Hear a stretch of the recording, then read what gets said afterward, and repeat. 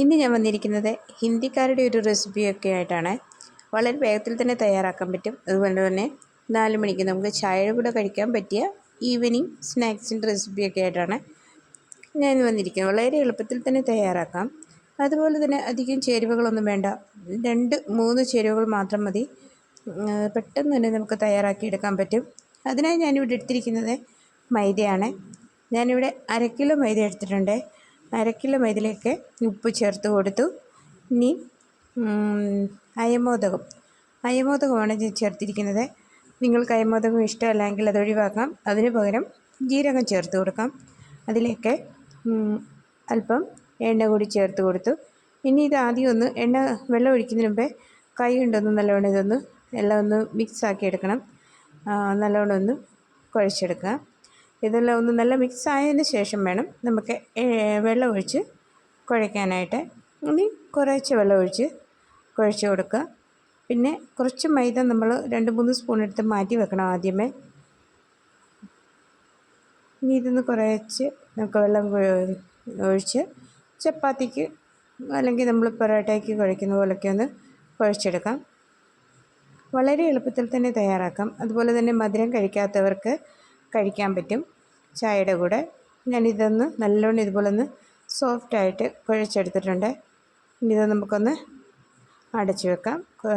നേരത്തേക്ക് നമുക്കൊരു കൂട്ടുകൂടി ചേർക്കാനുണ്ട്.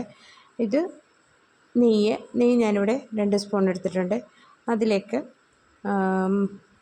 ഒരു 2 സ്പൂണ് മൈദ കൂടി ചേർക്കണം. ഇനി ഇതൊന്ന് നല്ലവണ്ണം മിക്സ് ആക്കിയതിന് ശേഷം ഇത് നമുക്ക് സൈഡിലേക്ക് മാറ്റി വെക്കാം. നല്ലോണം ഇത് മിക്സ് ആക്കണം.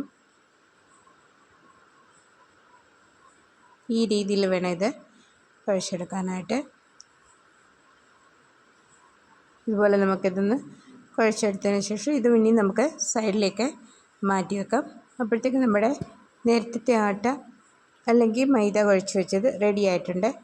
ഇനി ഇത് നമുക്കൊന്ന് പരത്തിയെടുക്കണം. ഇതുപോലെ ഞാൻ ഈ ഫ്ലോറിൽ തന്നെയാണ് ഇത് പരത്തുന്നത്. നിങ്ങൾ ദോശക്കല്ല് വെച്ച് പരത്തിയാൽ അത്രയും നല്ലത്. പിന്നെ എൻ്റെ ഈ പാതകം അത് തീരെ കൺജസ്റ്റഡാണ്. അത് ഒത്തിരി സ്ഥലമില്ല. അതുകൊണ്ട് അതിനൊക്കെ അഡ്ജസ്റ്റ് ചെയ്താണ് ഞാൻ ഇത് ചെയ്യുന്നത്. നിങ്ങൾക്ക് വേണമെങ്കിൽ പൊടി ചേർത്തിട്ട് ഇതുപോലെ പരത്തിയെടുക്കാം. ഞാൻ പൊടി ചേർത്തും പരത്തുന്നുണ്ട്. ആദ്യം ഇങ്ങനെയൊന്ന് പരത്തി നോക്കിയതാണ്. ഇനി ഇത് നമുക്ക് പൊടി ഇട്ടിട്ട് അതിൻ്റെ മണ്ടയിലേക്ക് ഇതൊന്ന് മാറ്റി വെക്കാം. ഇനി അടുത്തത് കൂടി നമുക്ക് ഇതുപോലെ തന്നെ പരത്തിയെടുക്കാം. പൊടി ചേർത്തിട്ട് പരത്തിയെടുക്കാം. പൊടി ചേർക്കാൻ ഉണ്ടായെങ്കിൽ അങ്ങനെയും ചെയ്യാം. പിന്നെ ഈ പൊടി ചേർക്കുമ്പോൾ പെട്ടെന്ന് തന്നെ നമുക്ക് റൗണ്ട് ഷേപ്പിൽ കിട്ടും. അല്ലാതെ നമുക്ക് ഷേപ്പിൽ കിട്ടത്തില്ല. അതുകൊണ്ടാണ് പൊടി ചേർക്കുന്നത്. അതുമെല്ലാം ഒട്ടിപ്പിടിക്കത്തില്ല. അതുകൊണ്ട് പെട്ടെന്ന് തന്നെ പരത്തിയെടുക്കാൻ പറ്റും. അടുത്തത് ഇതുപോലെ തന്നെ പരത്തിയെടുക്കുക. ചപ്പാത്തിയുടെ അത്രയും കനം കുറയാൻ പാടില്ല. അതിലൂടെ ഇച്ചിരി ഒരു കട്ടിക്ക് വേണം ഇത് പരത്തിയെടുക്കാൻ. ഇനി നമുക്ക് നമ്മൾ നേരത്തെ തയ്യാറാക്കി വെച്ച മിശ്രിതം നെയ്യും മൈദയും കൂടി ചേർത്ത് കുഴച്ച് വെച്ച് അത് ഇതിലേക്ക് ചേർത്ത് കൊടുത്ത് തേച്ച് കൊടുക്കും. എന്നിട്ട് അതിൻ്റെ മണ്ടയിലൊക്കെ വീണ്ടും അത് പരത്തി വെച്ചത് ഇട്ട് കൊടുക്കുക. നമ്മൾ പൊറോട്ട പുതിയ രീതിയിലൊക്കെ തയ്യാറാക്കാറുണ്ടല്ലോ എന്ന് പറഞ്ഞ പോലെ തന്നെ ഇങ്ങനെ 2-3 അല്ലെങ്കിൽ നിങ്ങൾക്ക് എത്ര വേണം അത്രയും, ഒത്തിരി ആവാൻ പാടില്ല. ഞാനിവിടെ 3 എണ്ണത്തിൻ്റെയാണ് ചെയ്യുന്നത്. ആദ്യമേ ഇതുപോലെ 3ാമത്തേത് ഇതുപോലെ പരത്തിയെടുത്തിട്ടുണ്ട്. വളരെ എളുപ്പത്തിൽ തന്നെ ചെയ്തെടുക്കാൻ പറ്റും. ഇതുപോലെ 3ാമത്തേത് ഞാൻ പരത്തി കഴിഞ്ഞു. ഇനിയും നമ്മളുടെ നെയ്യും മൈദയും കൂടി ചേർത്ത് മിശ്രിതം ചേർത്ത് കൊടുത്ത് തേച്ച് കൊടുത്തതിന് ശേഷം ഇനി 3ാമത്തെ കൂടെ നമ്മൾ അതിൻ്റെ പുറത്തിട്ട് കൊടുത്തു. ഇനി കുറച്ചുകൂടി ഒന്ന് നെയ്യും മൈദയും കൂടെ ചേർത്ത് മിശ്രിതം അതുകൂടി ചേർത്ത് കൊടുത്തിട്ടുണ്ട്. ഇനി ഇതൊന്ന് നമുക്ക് ഈ രീതിയിലൊന്ന് മടക്കിയെടുക്കണം.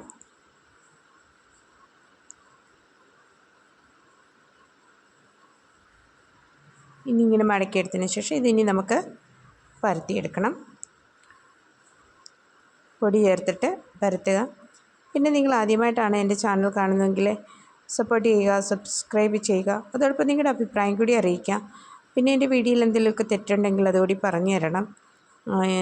ഞാൻ തന്നെയാണ് ഈ വീഡിയോ ചെയ്യുന്നത്, എഡിറ്റിങ്ങും എല്ലാം ഞാൻ തന്നെ ചെയ്യുന്നതുകൊണ്ട് എന്തെങ്കിലുമൊക്കെ എഡിറ്റിങ്ങിലൊക്കെ പ്രശ്നം വരാറുണ്ട്. അത് എന്തെങ്കിലുമൊക്കെ ഉണ്ടെങ്കിൽ നിങ്ങളുടെ അഭിപ്രായം കൂടി അറിയിക്കുക. ഞാൻ ഈ രീതിയിൽ ഇതൊന്ന് പരത്തിയെടുത്തിട്ടുണ്ട്. അധികം കനം കുറഞ്ഞു പോകാതെ അധികം കട്ടി കൂടാതെ തന്നെ നമ്മൾ പരത്തിയെടുക്കണം. നാട്ടിൽ കാരി കിട്ടുമെന്ന് എനിക്കറിയത്തില്ല. കാരി എന്ന് പറയുമ്പം ചായയുടെയൊക്കെ കൂടെ കഴിക്കാൻ പറ്റിയെന്നാണ്, മധുരമില്ലാതെ. വലിയ ടേസ്റ്റൊന്നും വരത്തില്ല, എന്നാലും ചായയുടെ കൂടെ കഴിക്കാൻ നല്ലൊരു ഒന്നാണ്. നമുക്ക് വെറുതെ കഴിക്കാൻ പറ്റത്തില്ല. വെറുതെ കഴിക്കാം, കുട്ടികൾ കഴിക്കുമായിരിക്കും, പക്ഷേ നമുക്കൊന്നും വലിയവർക്കൊന്നും ഇഷ്ടപ്പെടത്തില്ല. നമുക്ക് ചായയുടെ കൂടെ കഴിക്കാൻ വളരെ സൂപ്പറാണ്. അതുപോലെ തന്നെ ഷുഗറുള്ള പേഷ്യൻസിനൊക്കെ കഴിക്കാനൊക്കെ നല്ലതാണ്. നിങ്ങളിതുപോലെ വീട്ടിൽ തയ്യാറാക്കി നോക്കുക. എന്നിട്ട് നിങ്ങളുടെ അഭിപ്രായം കൂടി അറിയിക്കുക. തെറ്റുകളുണ്ടെങ്കിൽ അതുകൂടി പറഞ്ഞു തരിക. ഇനി ഇത് നമുക്ക് ഒന്ന് എണ്ണയിൽ വറുത്തെടുക്കണം. അത്ര മാത്രമേ ഉള്ളൂ. കുട്ടികൾക്ക് 4 മണിക്ക് വെറുതെ കൊടുക്കാൻ പറ്റും. ഇനി ഞാൻ പാൻ അടുപ്പിൽ വെച്ച് അതിലേക്ക് എണ്ണ ഒഴിച്ച് കൊടുത്തിട്ടുണ്ട്. ഇനി ഇതിലേക്ക് നമുക്ക് എണ്ണ നല്ലവണ്ണം ചൂടായി കഴിയുമ്പം മീഡിയം തീയിൽ വെച്ചിട്ട് വേണം ഇത് വറുത്തെടുക്കാൻ. അല്ലെങ്കിൽ പുറം പെട്ടെന്ന് മൂത്തു പോവുകയും അകം വേകാതിരിക്കുകയും ചെയ്യും. അതുകൊണ്ട് നമ്മളെപ്പോഴും എണ്ണ നല്ലവണ്ണം ചൂടായി കഴിഞ്ഞതിന് ശേഷം തീ കുറച്ച് തന്നെ കൊടുത്ത് വറുത്തെടുക്കാൻ ശ്രമിക്കണം.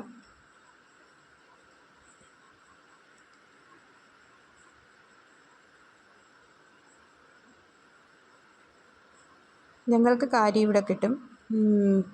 നാട്ടിൽ കിട്ടുമെന്ന് എനിക്കറിയില്ല, നാട്ടിൽ ഞാൻ കണ്ടിട്ടില്ല. പക്ഷേ ഇവിടെ കിട്ടുന്ന ഒന്നാണ് കാരി. അതുപോലെ തന്നെ ബോംബെയിലൊക്കെ കിട്ടും. ഈ നോർത്ത് ഇന്ത്യയിലൊക്കെ വളരെ അധികം ലഭ്യമാണിത്, കാരി. ഇനി ഇതൊക്കെ ഒന്ന് ചെറു തീ വെച്ചിട്ട് ഇത് നല്ലോണം ഒന്ന് മൂപ്പിച്ചെടുക്കണം, വറുത്തെടുക്കണം.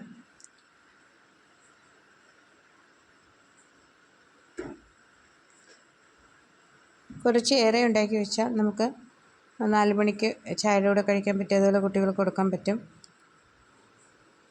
അധികം ചേരുവയൊന്നും വേണ്ടാത്തത് കൊണ്ട് പെട്ടെന്ന് തന്നെ നമുക്ക് തയ്യാറാക്കിയെടുക്കാം. അതുപോലെ തന്നെ നമുക്കധികം ചിലവില്ലല്ലോ. ഇങ്ങനെയുള്ള കാര്യങ്ങളൊക്കെ വീട്ടിൽ തയ്യാറാക്കി വെക്കണം. ഇതുപോലെ ഇതൊന്ന് ഫ്രൈ ആയി വന്നിട്ടുണ്ട്.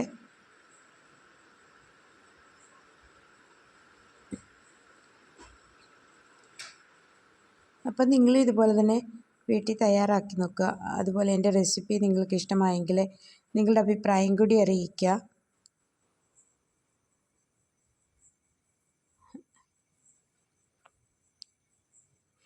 പിന്നെ ഇതുപോലെ ചെറിയ ചെറിയ വീഡിയോ ഒക്കെ ആയിട്ട് അടുത്ത വീഡിയോയിൽ കാണാം.